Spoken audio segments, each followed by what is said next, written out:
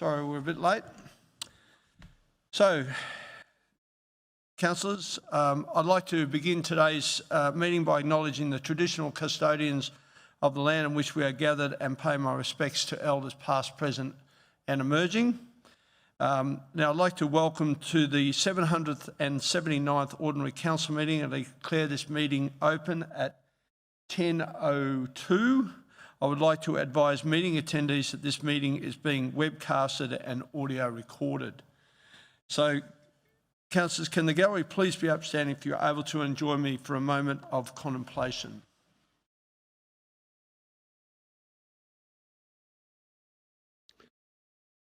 The idea that one can go through life without conflict or issues arising is unrealistic. Some might dream of a frictionless ride through the world as the ideal journey. But without some form of pushback, growth is impossible. It is these problems that we face which build our character, engage our creativity, and build humility. I'll leave you with a quote by Anthony Robbins. "Every problem is a gift, and without problems we would not grow." Thank you, councillors.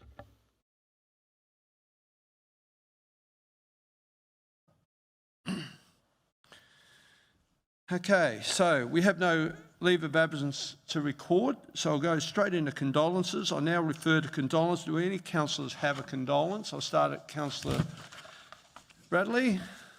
No, Mr Mayor. No. Councillor Lane? No, Mr Mayor. Councillor Russell, you may proceed. Thank you. I wish to express my condolences to the Edwards family on the passing of a great, kind and beautiful woman 2 weeks ago. Her name was Mavis Clare. I knew this woman as Gran, even though she was not my Gran. Mavis is reunited with her husband, Alan. Both will be missed but remembered with great love by their 4 sons, their grandchildren, their great-grandchildren, and many others in the community, including me. Thank you, Mr Mayor. Thank you, Councillor Russell. Councillor Kerensky, Councillor Raven, Councillor Hall, Councillor Fraser, Councillor Hirmeyer, Councillor Bannon, Councillor Stemp, Councillor Wilcox, Councillor Murphy. No further. Okay, now, so please join me, stand for a reflection on those who have gone before us and the support of those who have left behind.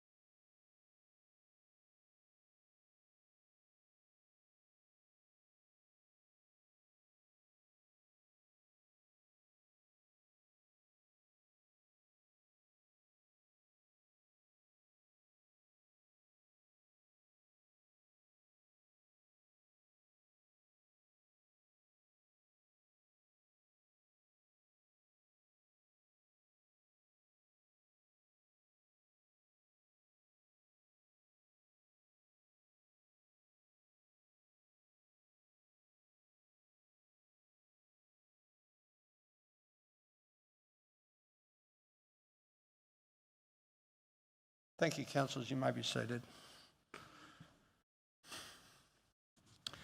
Okay, we'll go to congratulations. Now open the floor for congratulation requests. Do any councillors have a congratulations? Councillor Bradley? No, Mr Mayor. Councillor Lane? Thank you, Mr Mayor. I would like to pass my congratulations along to Talisha Harden, a local 4114 resident and a family member of mine. Talisha represented our local community in the recent grand final with the NRLW Women's Broncos team, which won on Sunday. I think we're all very proud of Talisha, and she's actually put a lot of time into the Logan brothers young women's teams. Also a shout out to Ali Brigginshaw, the captain of the Brisbane Broncos, and Chelsea Lenaducci. Both of those young women took time out of their schedules to send messages of support and encouragement to the young girls who, as they're approaching their grand finals, despite being in the NRLW bubble. So Talisha, congratulations on your win, and it was nice to see that championship ring. Thank you. Thank you, Councillor Lane. Councillor Russell? No. Councillor Kerensky? Councillor Raven? Councillor Hall. Yes, Mr Mayor. I'd like to congratulate Adam Wilkes, a Year 10 student at Windaroo Valley High School, for his achievement at the Moulton Championship Basketball School of Queensland competition. Adam was recognised for his outstanding results over the 4-year day tournament.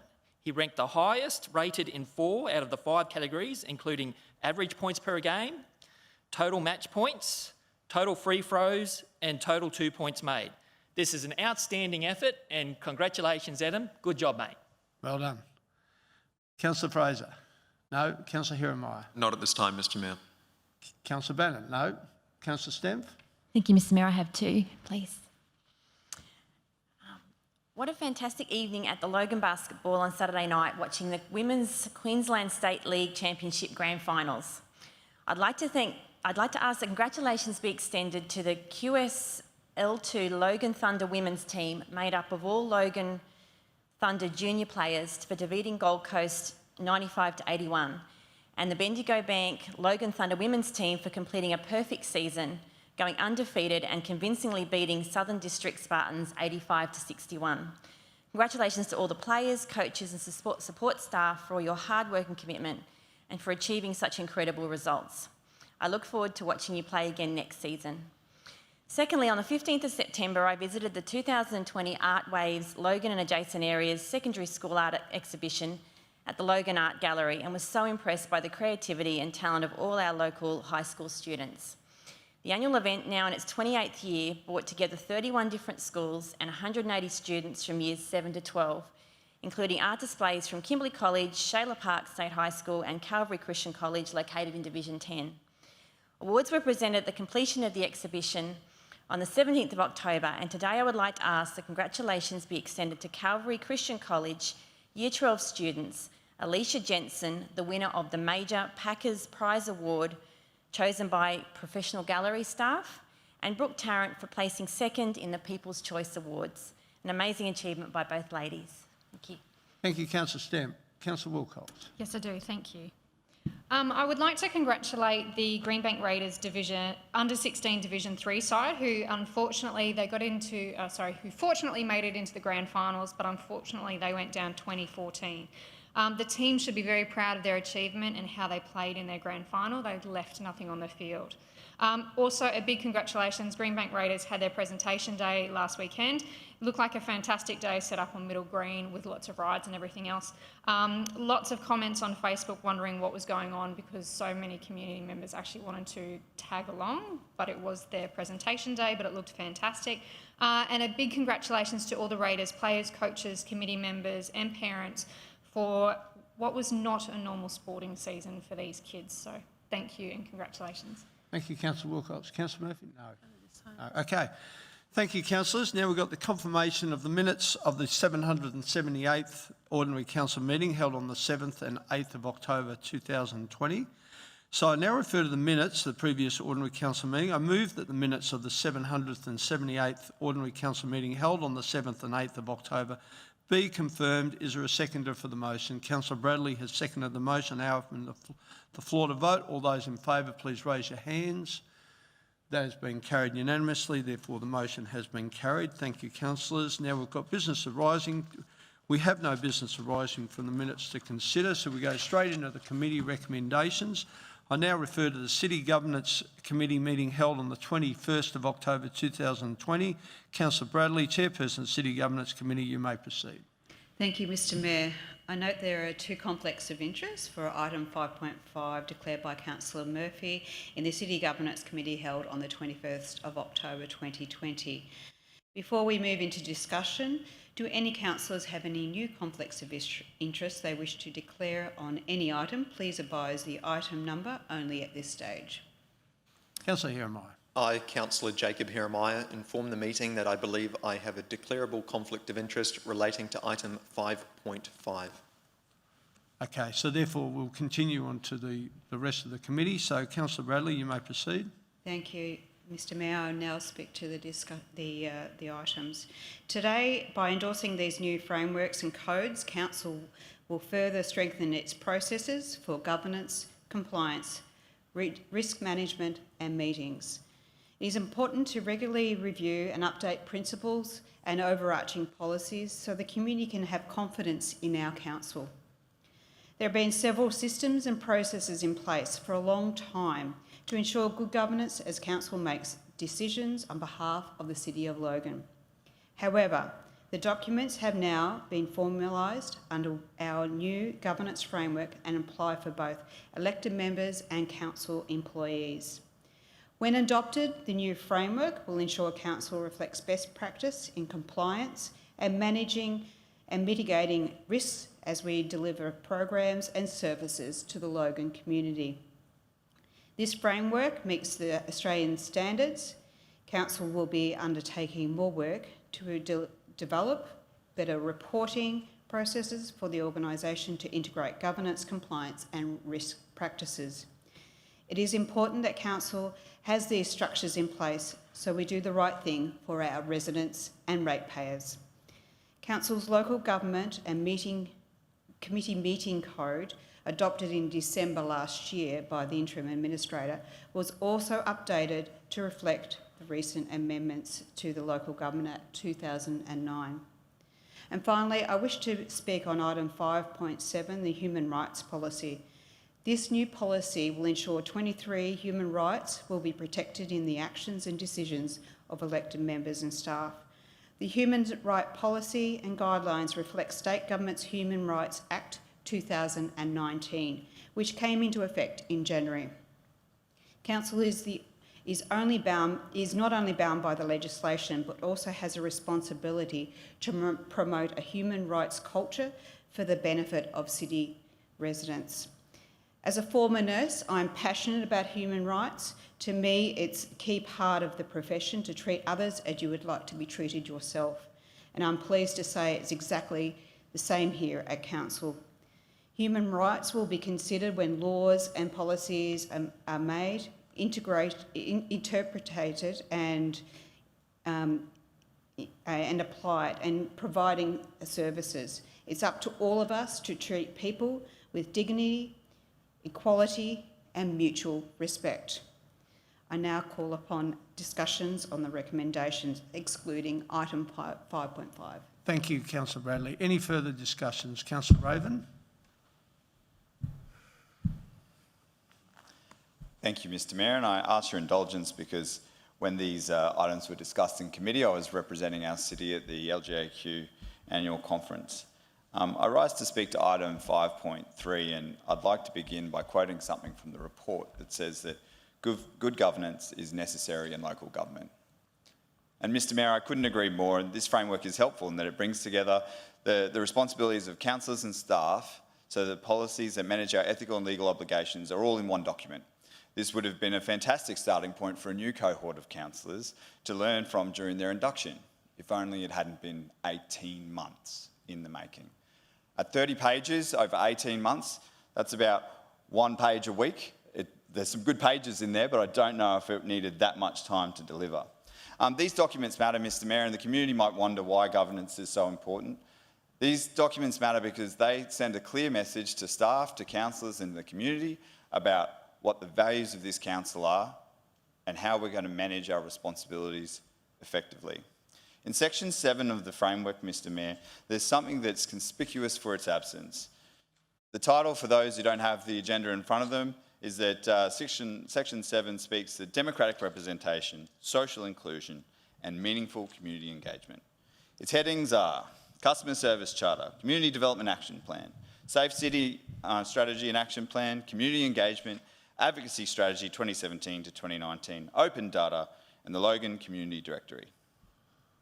Nowhere in this section is anything about the democratically elected members of this council, their role in any of those headings, or their community's right to access and contact us, which is an ongoing challenge that my colleagues have been facing since administration, that while there was no councillors, we were forgotten about.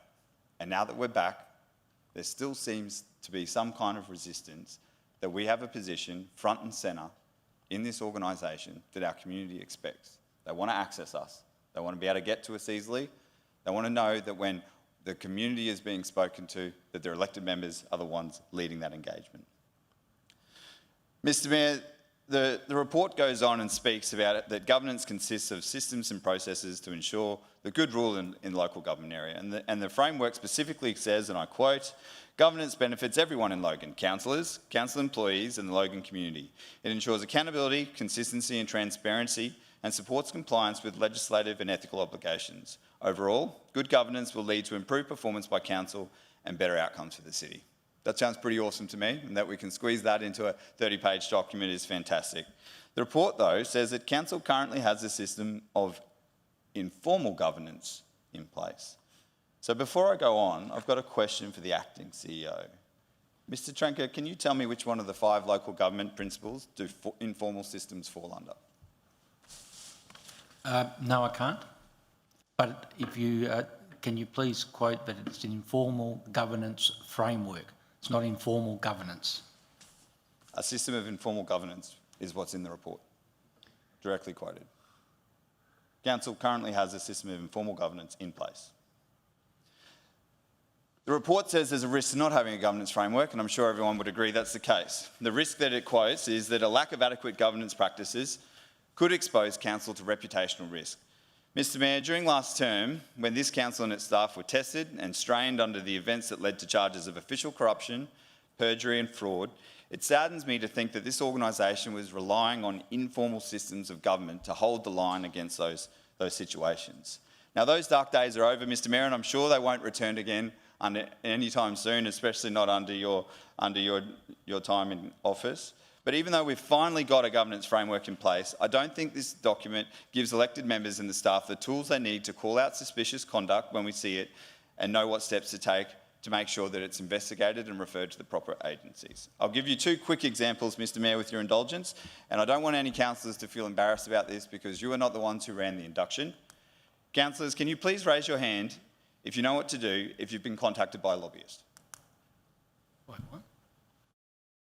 Contacted by a lobbyist. Thank you.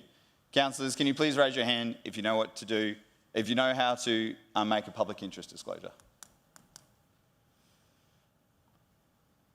So we've gone through 6 months of council. We've got a governance framework in place, which I think is a fantastic framework because it would actually let us go through each one, because public interest disclosures are mentioned in the framework. Contacting by lobbyists is mentioned in the framework. If you read it, it doesn't tell you what to do, it just refers you to another place, and I feel that councillors should have been trained in these important skills because they may have already been contacted by lobbyists, and they may not be meeting their obligations under the Integrity Act. And that's not their fault. That's what happens when you don't have a governance framework. What I hope, Mr. Mayor, is that this governance framework is a living document, that it becomes more than just a list of policies and motherhood statements that can be used by councillors, staff and the community to know what to expect from Logan when we're making sure that we do actually walk the talk of good governance.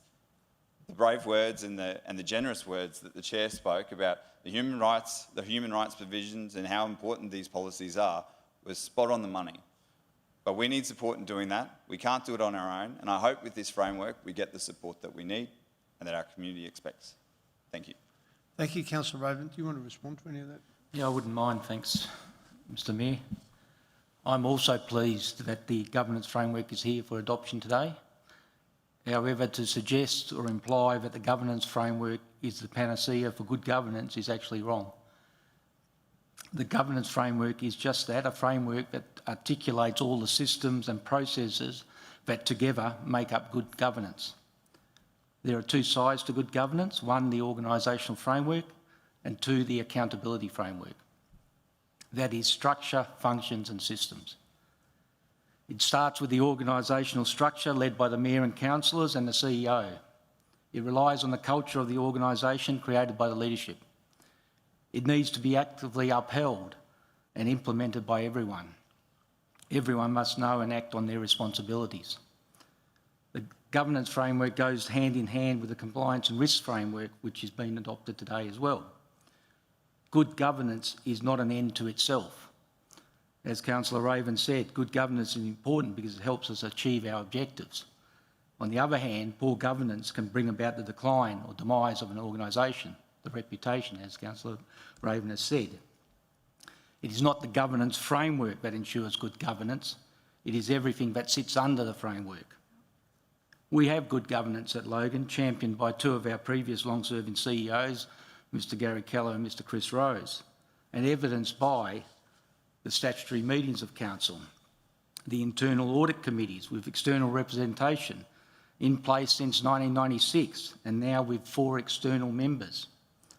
Over 180 policies adopted by council reviewed every 2 years. 74 management directives and 116 councillor CEO delegations reviewed annually. An internal audit body of work averaging 10 audits per year, which has also been in place since 1996. We have annual Queensland Audit Office audits.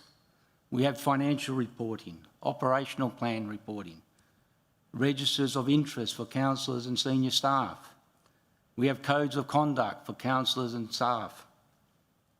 We have the huge legislative oversight of the Local Government Act, the Right to Information Act, the Crime and Corruption Act, the Public Records Act, financial accountability. We are heavily governed by legislation. We have local laws and planning schemes. The list goes on and on. The work of the IMC during administration prioritised the review of existing policies and developed some new ones based on legislative amendments. There were 5 new tranches of legislation introduced last year, and this has continued into this year. However, as the Mayor said in committee last week, even good policy cannot ensure that someone will not ignore it. However, it is important that if someone makes that choice, they are held accountable, even if it is the Mayor or the CEO. Both the governance framework and the compliance and risk framework are living documents, as Councillor Raven said, that will continually be built on. I am sure that I share the same sentiment of all of our councillors, staff and our community, that by ensuring we continue to hold ourselves accountable, that the governance components that sit underneath the governance framework will help to guide the council to be a model local government. Thank you, Mr Mayor. Thank you, Mr Acting CEO. I'd certainly like to make comment, but I'm aware of my legal obligations as I'm fronting court very soon, so I'm not going to make any further comments. But I'll ask any other councillors for a discussion. None being so, thank you, councillors. So I'll hand it back to you, Councillor Bradley.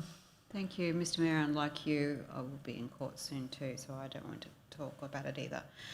I now move the recommendations of the City Governance Committee with the exclusion of item 5.5 be adopted on the date of the 21st of October 2020 be adopted. Thank you, Councillor Bradley. Councillor Bradley has moved the motion. There is a seconder to the motion. Councillor Wilcox has seconded the motion. I now raise the matter to the floor to vote. All those in favour, please raise your hands. That has been carried unanimously. Therefore, the motion has been carried. Now we'll go to item 5.5. Now, do any councillors have a conflict of interest to declare? So I'll start with you, Councillor Murphy. Thank you, Mr Mayor. I, Councillor Karen Murphy, have a declarable conflict of interest in the Community Benefit Fund 5.5, the City Governments Committee, due to the following reasons. I was the past president of the Beenleigh-Yatala Chamber of Commerce, and my friend Heather Christensen, who has applied for the Junior Chamber of Commerce end of year dinner. I have a second one as well. I, Councillor Karen Murphy, have a declarable conflict of interest in relation to the Community Benefit Fund 5.5, the City Governments Committee. The nature of my conflict is that I am a financial member of the quota Beenleigh, and Heather Christensen, who has applied on behalf of the junior quota for their event, the Spooky Fair. As a result of my 2 conflicts of interest, I will now be leaving the meeting till the matter is considered. Thank you. Thank you, Councillor Murphy. Councillor Jeremiah. I, Councillor Jacob Jeremiah, believe I have a declarable conflict of interest relating to item 5.5. The applicant interviewed me as part of a local news publication. As a result, I will now leave the meeting while the matter is considered and voted on. Thank you, Councillor Jeremiah. Now refer back to Councillor Bradley for open discussion. I do not wish to speak to it, Mr Mayor. No? Okay. Thank you, Councillor Bradley. No other speakers? No one wishes to discuss item 5.5? Okay, that being so, I now put it up. Councillor Bradley, you're going to move the motion? Thank you, Mr Mayor. I now move the recommendations of item 5.5 of the City Governance Committee meeting held on the 21st of October 2020 be adopted. Thank you, Councillor Bradley. Can I have a seconder, please? Councillor Wilcox is second. I now put the matter to the floor to vote. Those in favour, please raise your hand. That has been carried unanimously. Thank you. The motion has been carried. Can someone return the oath? Councillors, please.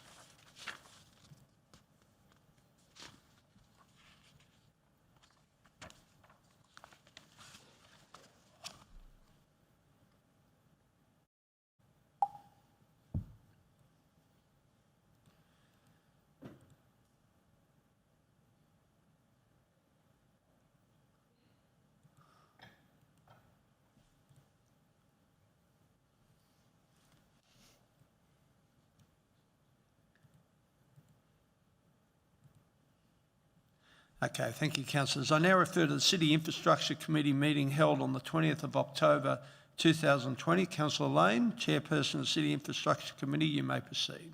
Thank you, Mr Mayor. There were no conflicts of interest declared in the committee meeting. Before we move into discussion, do any councillors have any new conflicts of interest to declare on any items? There being none, I now call for a discussion on the remaining recommendations. Thank you, Councillor Lane. Do any further councillors wish to speak on them? No? There being no further speakers, Councillor Lane, you may proceed. Thank you, Mr Mayor. I now move that the recommendations of the City Infrastructure Committee meeting held on 20 October 2020 be adopted. Thank you, Councillor Lane. Councillor Lane has moved the motion. Can I have a seconder? Councillor Bradley has seconded the motion. I now put it to the floor to the vote. All those in favour, please raise your hand. That has been carried unanimously. Therefore, the motion has been carried. Thank you. We'll go straight into City Planning, Economic Development, Environment. So I refer to the City Planning, Economic Development, Environment Committee meeting held on the 20th of October 2020. Councillor Raven, Chairperson of the City Planning, Economic Development, Environment Committee, you may proceed. Thank you, Mr Mayor. There were no conflicts of interest declared in the meeting. Would any councillors like to declare any new conflicts of interest at this time? There being none, I'll speak to the recommendations. Mr Mayor, I just wanted to correct the record of my speech during the committee meeting where I stated that 1 out of every 2 new residents moving to Queensland would be moving to Logan. I misspoke. The actual stat is that 1 out of every 2 new houses built in greenfield sites will be built in Logan, which is another reflection of the amazing growth that our city is enjoying. I now call for a discussion on the recommendations. Thank you, Councillor Raven. Do any further councillors wish to discuss any of the issues raised? None being so, I'll now hand it back to you, Mr Raven. Councillor Raven, sorry.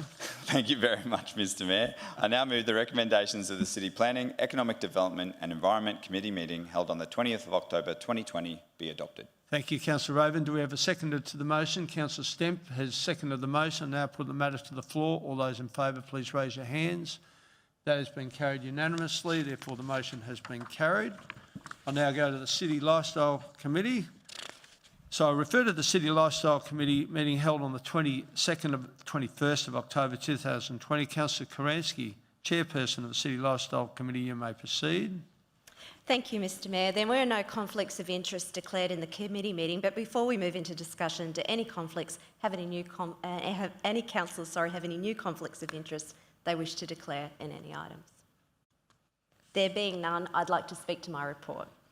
At the City Lifestyle Committee last week, our libraries and creative industry team shared with councillors the progress being made through Council's Learning and Discovery strategy. As we all know, COVID-19 has been a hard time for many of us, and our libraries also had to adapt quickly and mobilise to adapt to what was our new norm. At a time when our libraries couldn't open their doors to visitors, our libraries team found innovative ways to ensure that our much-loved community programming and services continued through online support, digital collections, online learning resources, virtual access for staff, and digital programming. During the 8-week temporary closure of our libraries, we saw a staggering 335% increase in digital library memberships, with more than 700 digital titles accessed by library customers on a daily basis. Looking to the future, our library's learning and discovery strategy for 2023 will focus on access and inclusion, economic opportunity, nurturing learning and wellbeing, sustainability, connected community, and embracing long life, curiosity and discovery. Mr Mayor, I'd like to thank my councillor colleagues for their support of our council's libraries and acknowledge the dedicated council officers who work to ensure that our libraries are committed contributors to the livability and the social wellbeing of Logan. Thank you, Councillor Kransky. Any councillors wish to bring anything up? No? Okay, thank you, Councillor Kransky. You may proceed.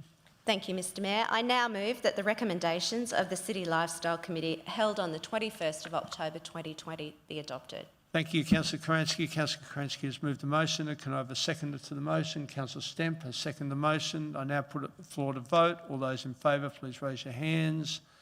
That has been carried unanimously. Therefore, the motion has been carried. So, councillors, now we're going into council reports. We have 2 council reports to consider. Item 9.1, appointment of council advisors. I now refer to item 9.1 and invite Mr Silvio Trinca, Acting CEO, to join the discussions. Before we open discussions on this item, do any councillors have a conflict of interest to declare? There being none, I now refer to the Acting CEO to open the public discussion. You may proceed, Mr Trinca. Thank you, Mr Mayor. The purpose of the report today is to allow councillors to appoint council advisors in accordance with the Local Government Act 2009 and the Local Government Regulation of 2012. The Electoral and Other Legislation, Accountability, Integrity and Other Matters Amendment Act of 2020 was assented to on the 30th of June 2020 and included provisions for the appointment of council advisors. Council advisors are appropriately qualified persons appointed to assist the councillor in performing their responsibilities under the Local Government Act of 2009. The councillor advisor provisions under the Integrity Act are supported by the Local Government Legislation Amendment Regulation of 2020, which prescribes the number of advisors that can be appointed by a council. The provisions relating to council advisors in the Integrity Act and the Integrity Regulation commenced on the 12th of October 2020 and have now been incorporated into the Local Government Act. The Mayor and councillors have to date been provided with administrative support.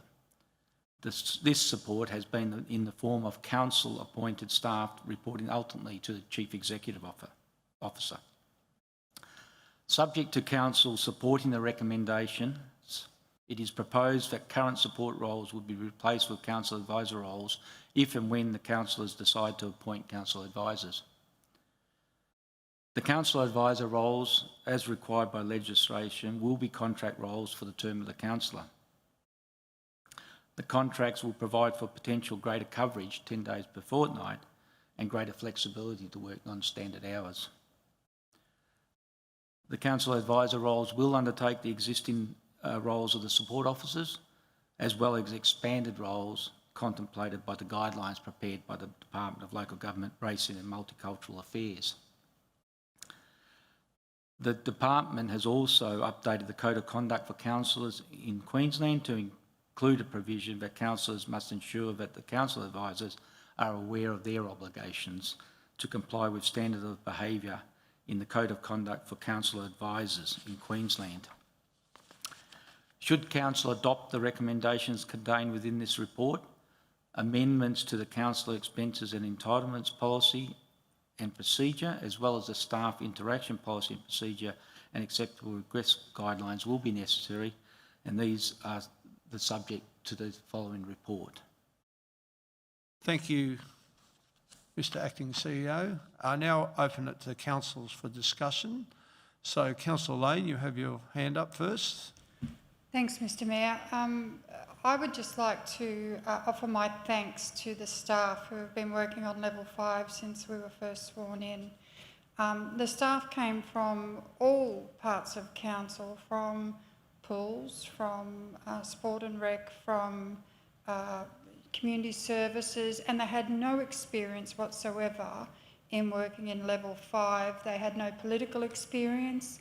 But they have given it their absolute all, and I think that thanks should be given to them, and their efforts should certainly be acknowledged.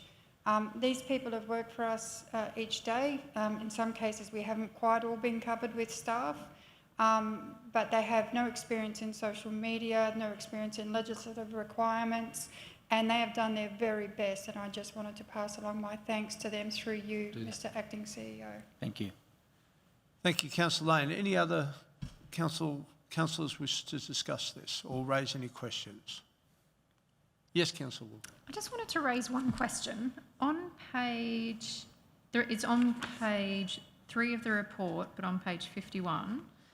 In the financial resource implications there, it doesn't specify if this cost is per year per councillor, per year across all councillors, or just this financial year. Because when you go back to page 2 of the report, in the very bottom paragraph of the profit of the report background, it actually states that it would be a 100 to 200,000 more expensive in total across this annual budget. So is there just a couple of words missing off the page 3 part? Just to clarify that, the report says that it will be 100 to 200,000 more expensive when fully implemented. So that is when all council advisors are appointed, and that is in total across the whole council and mayors. Thank you. Any other councillors? No, not being so. Okay, councillors, we have the motion on the board.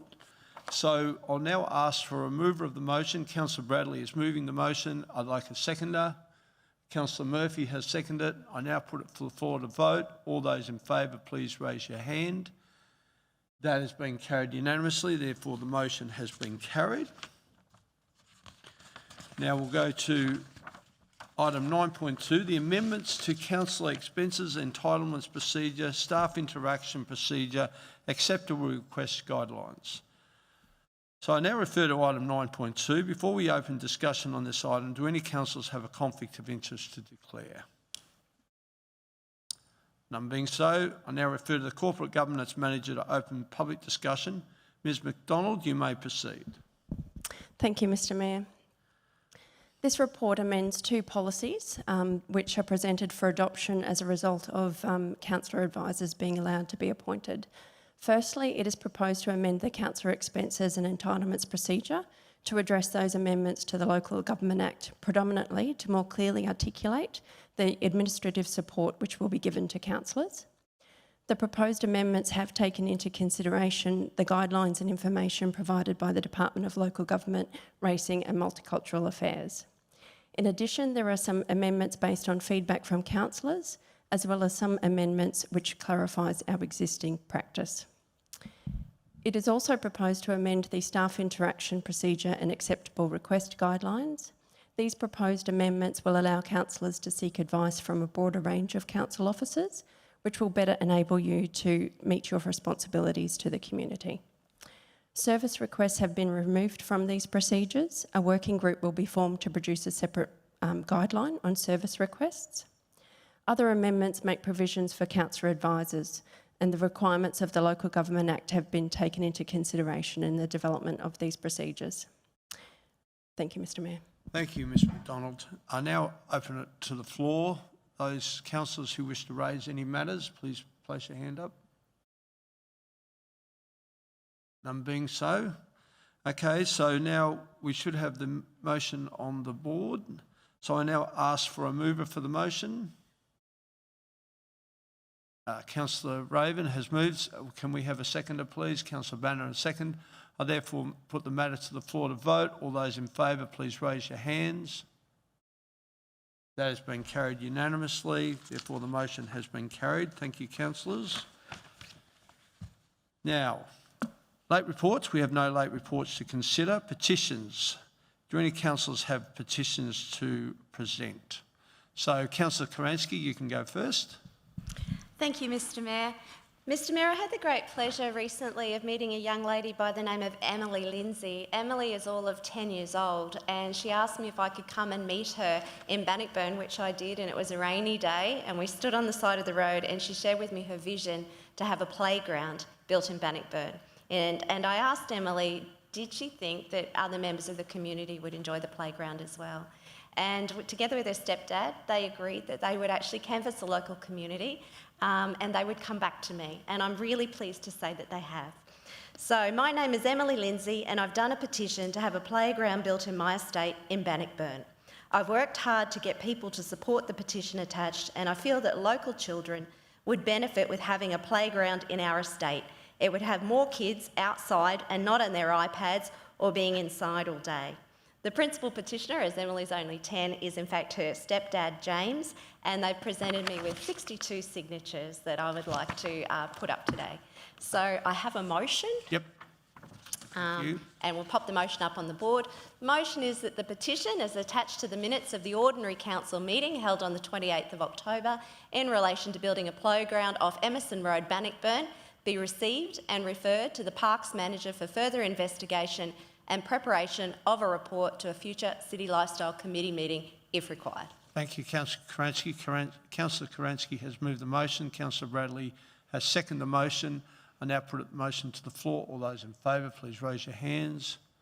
That has been carried unanimously. Therefore, the motion is carried. Now, Councillor Hall. Mr Mayor, I would like to table a petition, and I would also like to speak to it as well with your permission as Chair. Mr Mayor, my fellow councillors and residents watching from home, I would like to present a petition delivered to me and signed by 15 residents who have expressed concern over a proposed road upgrade. The proposed road upgrade is the Wagara Road located in Bar Scrub. This proposed road will cut through Wagara Reserve, a well-known koala sanctuary. This petition come about as a response to notifications sent out by council to directly impacted residents. Now, I would very much like it made clear from the outset, and I believe that Councillor Murphy shares this sentiment, that I am deeply concerned about the environmental impacts of this proposed road and the impacts that this proposed road may have to residents and landowners in Bar Scrub. I am also concerned about the increased traffic that will flow onto other connecting roads within Bar Scrub and Homeview as a result of it being built, as some of these roads are in need of upgrades in infrastructure themselves, such as Tays Road, Gardner Road and Prengley Road. I do not believe that these connecting roads in my division are up to the task of increased traffic that will be caused by this upgrade. Most of all, I am concerned about Logan's littlest residents, our native koalas, and the other precious species of wildlife that are unique to Logan. These koalas do not have a capacity to tell us that their homes are being taken away, but I'm here to represent all residents of Division 6, even them.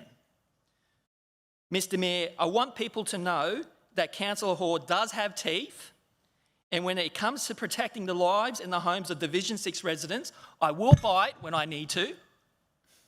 This petition shares many of these views that I have. And for this reason, I am somewhat supportive of it, but in some cases I'm not. I'm not supportive of the alternate proposals that some of these residents have put forward, one of which divides the koala reserve completely in half, and another which runs the proposed road straight through the Bentley tip. Leading up to this petition, several residents who have signed contacted Councillor Murphy and myself about the proposed road, and we took it upon ourselves to hold several meetings with the road infrastructure planning officers to learn what we could about it before meeting with local residents on the 8th of October. At this meeting, myself and Councillor Murphy listened to the plight of several residents and gave them the opportunity to speak directly to road infrastructure planning officers.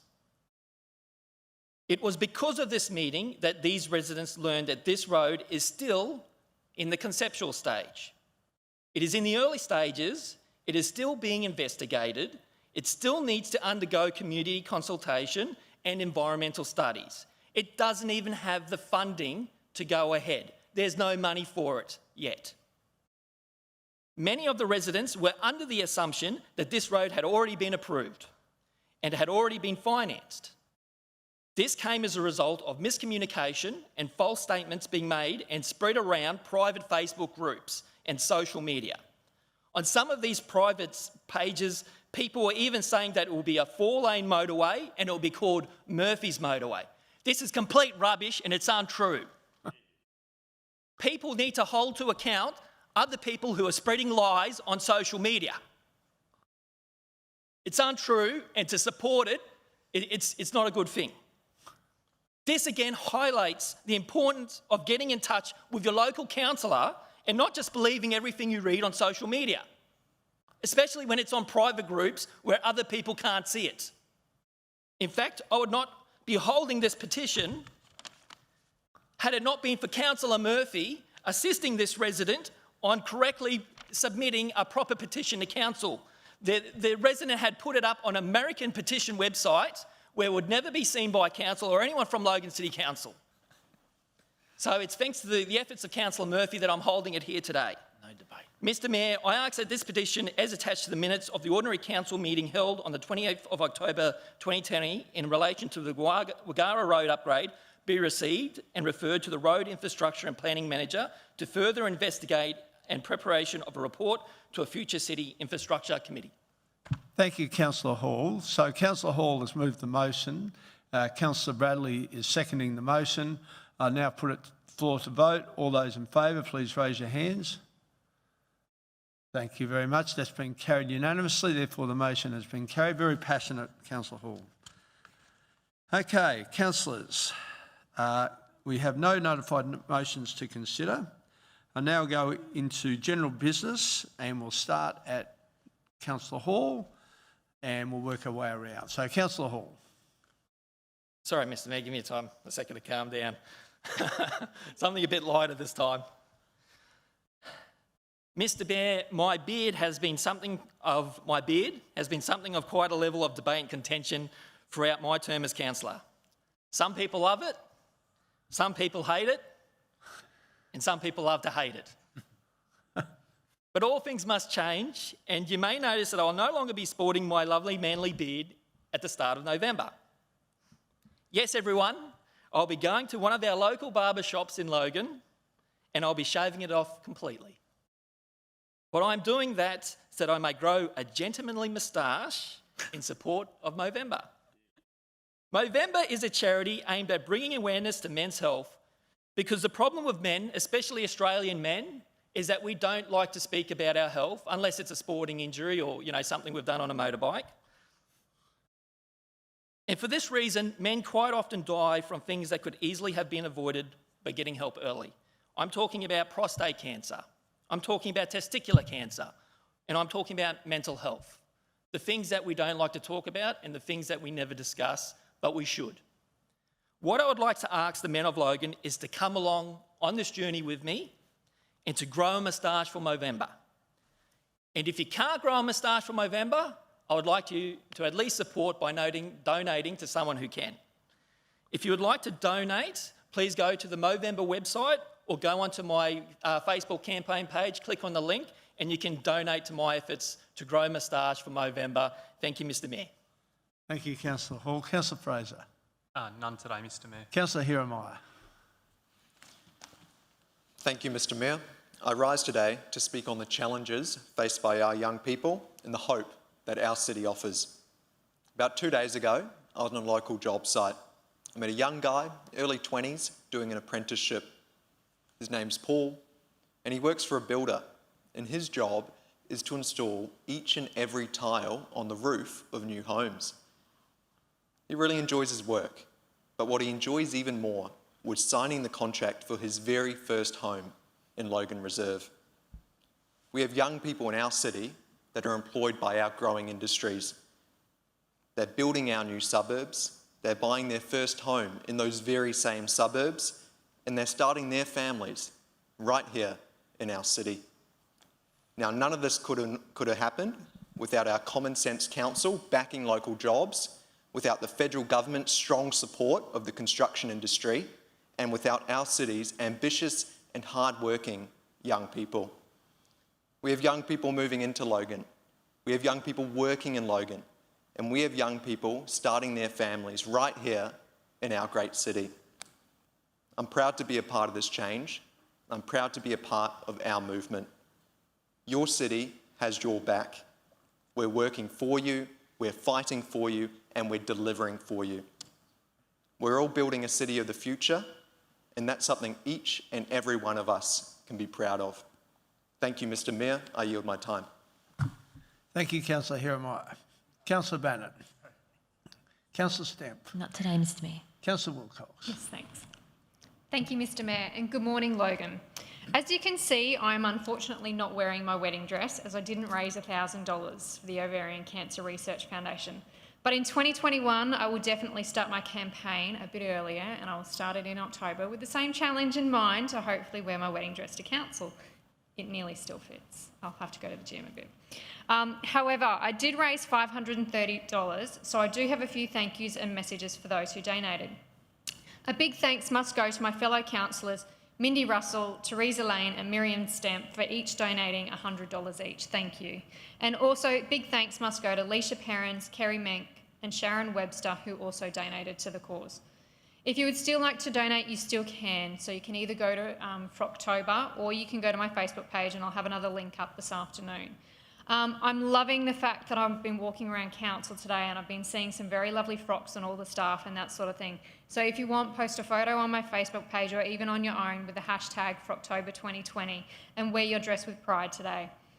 I'd also like to thank those in the audience who have also worn a dress. I do notice there was one dress in particular that was up there and that sort of thing. And also on the weekend, I was out with my daughter and we did walk into a shop and she spotted this and told me that I had to buy one.